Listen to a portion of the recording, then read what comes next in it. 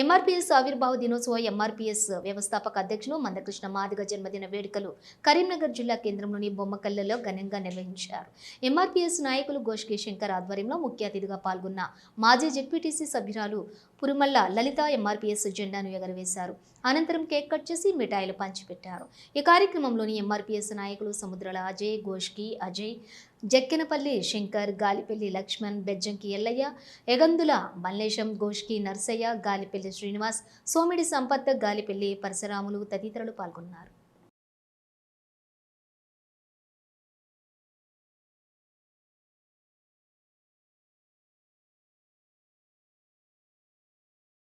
MRPS వ్యవస్థాపక అధ్యక్షులు మందకృష్ణ గారి ఇలా బర్త్డే జరుపుకోవడం జరిగింది. ఎంఆర్పీఎస్ అనేది ప్రకాశం జిల్లా ఈదుమూడి గ్రామంలో 1994లో నిర్మించి అక్కడికి వెళ్ళి 10-20 మందితో స్టార్ట్ చేసినటువంటి ఎంఆర్పీఎస్ ఇలా అంచెలంచెలుగా ఢిల్లీకి తాకే విధంగా, గల్లీ నుంచి ఢిల్లీకి తాకే విధంగా ఇలా ఈ స్థాయికి తీసుకొచ్చినటువంటి మందకృష్ణ మాదిగకు ఇలా మేము కృతజ్ఞతలు తెలుపుతున్నాం. ఈరోజు కరీంనగర్ జిల్లా నియోజకవర్గంలో బొమ్మకల్ గ్రామంలో ఇలా కృష్ణమాదిగ గారి బర్త్డే చేసుకోవడం జరిగింది. దీన్ని అన్ని గ్రామాలలో ఇదే విధంగా ఇక్కడ కరీంనగర్ నియోజకవర్గం, కరీంనగర్ జిల్లాలో అన్ని నియోజకవర్గంలో ఇలా బర్త్డేలు, ఇది జెండా ఆవిష్కరణ చేయడం జరిగింది. ఈరోజు బొమ్మకల్ గ్రామంలో మరి ఎంఆర్పీఎస్ ఆవిర్భావ దినోత్సవం 31వ ఆవిర్భావ దినోత్సవం సందర్భంగా జెండా ఆవిష్కరణ జరిగింది.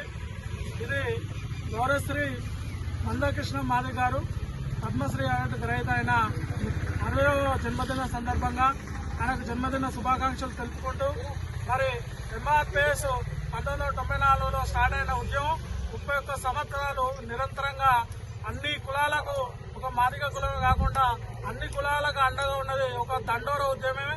ఏ పార్టీలకు లొంగుడు పోకుండా ఒకే జెండా పైన 31 సంవత్సరాలు ఉద్యమం చేసి ఈరోజు ఏబిసిడి వర్గీకరణ సాధించింది, మాదిగలకు సమన్వయం చేసిందంటే ఒక దండోర ఉద్యమంగా మందకృష్ణ గారి నాయకత్వంలో జరిగింది. కాబట్టి మాదిగలు అందరూ మందకృష్ణ గారికి రుణపడి ఉండాల్సిన బాధ్యత. ఎందుకంటే ఇలా వర్గీకరణ జరిగిన వల్ల ఎందరో విద్యార్థులకు, ఎందరో నిరుద్యోగులకు వాళ్ళకు రిజర్వేషన్ల ద్వారా ఎన్నో జాబ్లు, ఇలా వర్గీకరణ వల్ల సుప్రీంకోర్టు కూడా స్పందించి సుప్రీంకోర్టులో కూడా ఎస్సీ వర్గీకరణ రిజర్వేషన్లు అమలు పరిచే విధానాన్ని తీసుకురావడానికి కృష్ణమాదిగ గారు ఎంతో కృషి చేయడం వల్ల